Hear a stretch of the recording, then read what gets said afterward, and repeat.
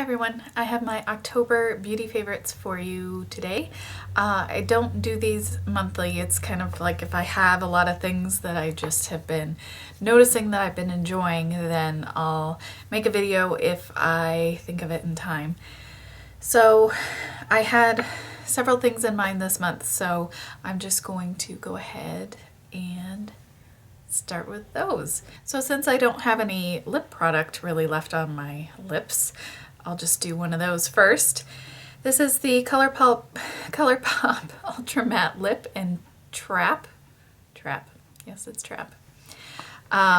So these dry down really fast. So I have found a way that I can put it on where it's not too heavy and I can deal with the fact that it dries quickly. So I need to get like prepared here. So what I do is I put some on my bottom lip, press my lips together, and then kind of smear it around.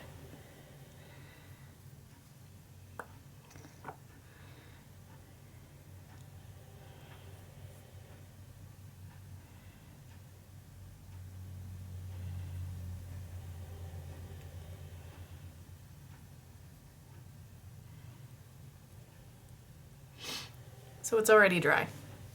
So you can see that this would definitely be trickier with the deeper colors, but something that's quite light like this, it's pretty easy to do. I mean, it's not a super light color, but it's, you know, close enough to natural lip color that if you don't get it 100% everywhere, it's not going to be super obvious.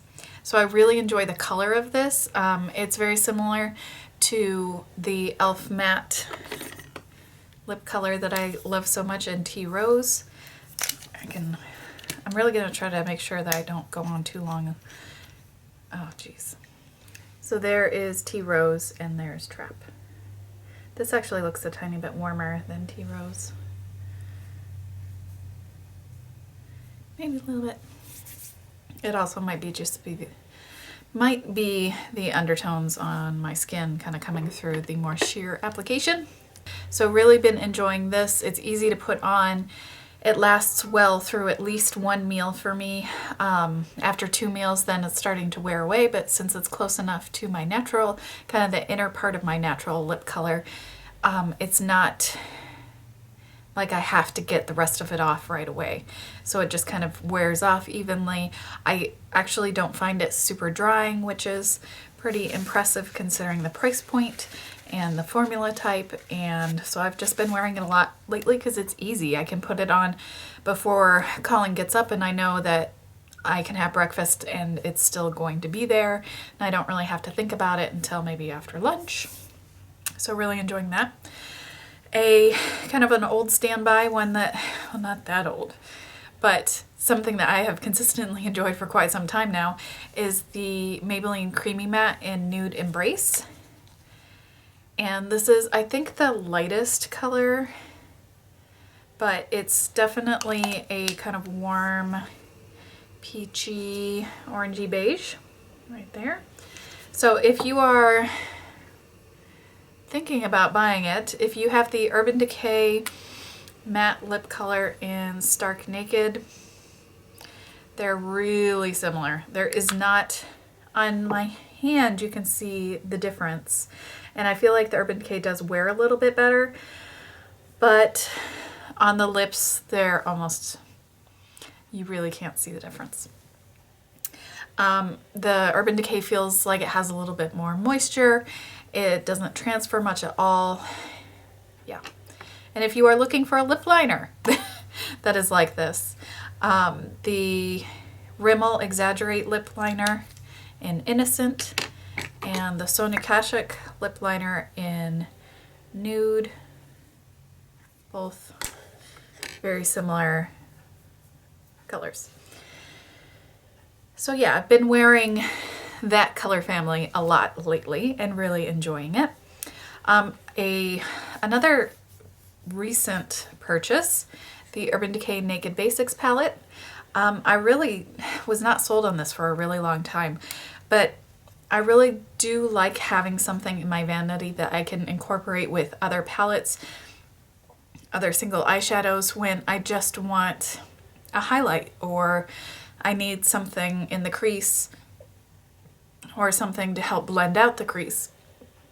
So I've been enjoying the WS shade a lot for helping blending. I've been using both Venus and Foxy as highlights pretty regularly. And it's also nice just having kind of a taupey shade available.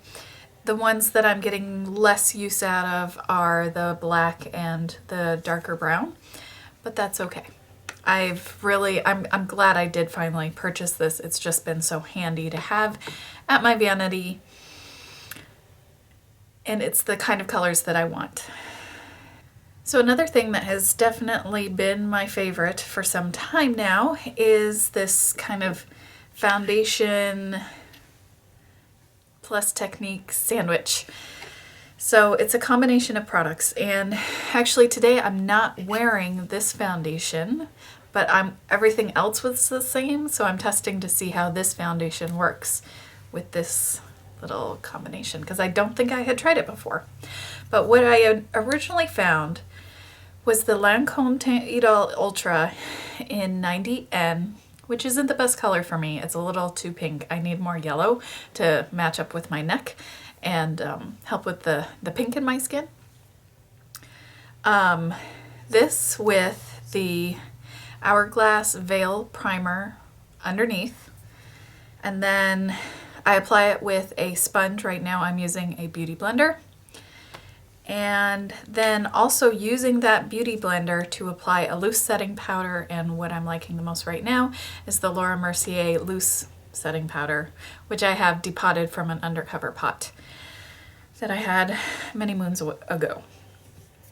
So this particular foundation plus primer plus powder, using this, I can get 12 to 14 hours of wear out of that. I have a video about that routine if you want to see how I do it, see it in action, see some, I took pictures throughout the day when I first applied it, middle of the day, and then in the evening, but without any blotting, just to show you where it was, how it worked.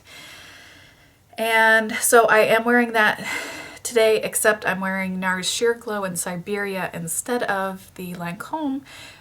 Sheer Glow is a much better color match for me because it's a lot more yellow toned, but typically it does not wear very well for me. So I am really curious. So far it's definitely doing better than not using this very particular setup, but you can see my nose is, I think, a fair amount shinier than the Lancome would be at this point during the day. My question is, if I blot, is there going to be much product left? So having that foundation option that I could go without blotting, looking at it, knowing that it's going to really last for 12 plus hours, that's been awesome.